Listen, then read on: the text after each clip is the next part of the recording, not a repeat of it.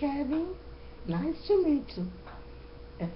Me desculpa, porque eu estou tremendamente rouca, quase não podendo fazer essa gravação. Mas deixa eu me apresentar brevemente. Meu nome é Eliane, eu tenho 57 anos, vou fazer agora dia 21.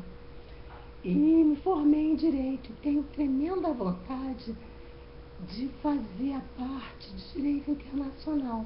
E para isso, realmente é necessário eu ter, no mínimo, conhecimento de inglês e vir no teu curso a possibilidade de realizar esse sonho. Então, agora estou tentando